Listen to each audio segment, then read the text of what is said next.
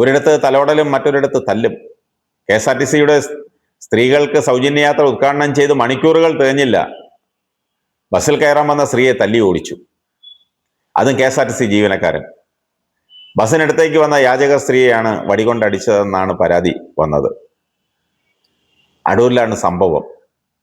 Bus സ്റ്റാൻഡിൽ ബസ്സിനടുത്തേക്ക് എത്തിയ സ്ത്രീയെയാണ് വേണു എന്ന ജീവനക്കാരൻ മർദ്ദിച്ചത്. ബസ് സ്റ്റാൻഡും പരിസരവും ഭിക്ഷാടന നിരോധന മേഖലയാണെന്ന് അടൂർ പോലീസ് പറയുന്നു. ഇവിടെ ഭിക്ഷാടനം നടത്തിയ സ്ത്രീയെ ആട്ടിപ്പായിക്കാനാണ് തല്ലിയതെന്നാണ് KSRTCക്കാർ പറയുന്നത്. വേണു സൂപ്പർവൈസിംഗ് ജോലിയും ചെയ്യുന്നുണ്ടെന്നാണ് ഭാഷ്യം. സംഭവത്തിന് പിന്നാലെ സ്ത്രീ സ്റ്റേഷനിലെത്തി പരാതി നൽകി. തുടർന്ന് ജനറൽ ആശുപത്രിയിലെത്തി ചികിത്സ തേടുകയും ചെയ്തു. അതേസമയം KSRTC അധികൃതർ പറയുന്നത് ഭിക്ഷാടന നിരോധന മേഖലയായതിനാൽ ഭിക്ഷാടനത്തിനെത്തിയ സ്ത്രീയെ മാറ്റിവിടുക മാത്രമാണ് ചെയ്തതെന്നാണ്. അതിന് തടികൊണ്ട് അടിക്കുകയാണ് ചെയ്യുന്നത് അല്ലേ? ഇവരെങ്ങനെ അറിഞ്ഞു ഇവർ ഭിക്ഷാടനത്തിനെത്തിയതാണെന്ന്? അവർ ബസ്സിൽ കയറാൻ വന്നതാണോ അതോ ഭിക്ഷയെടുക്കാൻ വന്നതാണോ എന്ന് തിരക്കണ്ടേ? അല്ലാതെ ഒരു സ്ത്രീ മുഷിഞ്ഞ വേഷത്തിൽ വന്നാൽ അവർ ഭിക്ഷ യാചിക്കാൻ വന്നതാണെന്ന് ഉറപ്പിക്കാമോ?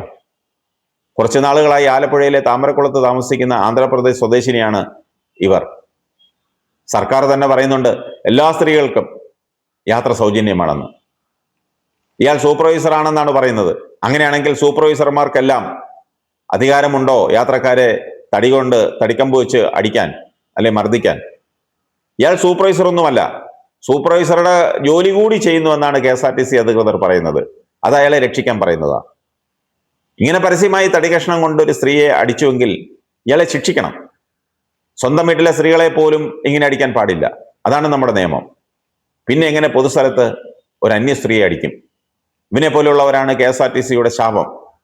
സ്ത്രീകൾക്ക് സൗജന്യ യാത്ര പ്രഖ്യാപിച്ചപ്പോഴേ ഇവന്മാരിൽ ചിലർക്ക് സൂചിച്ചിട്ടില്ല, പ്രത്യേകിച്ച് ഇടതുപക്ഷത്തിന്റെ യൂണിയൻകാർക്ക്. അവന്മാരെ എങ്ങനെയും തകർക്കാൻ നടക്കുകയാണ്. ഇനി കേൾക്കാം സ്ത്രീകളോടുള്ള പരാക്രമം.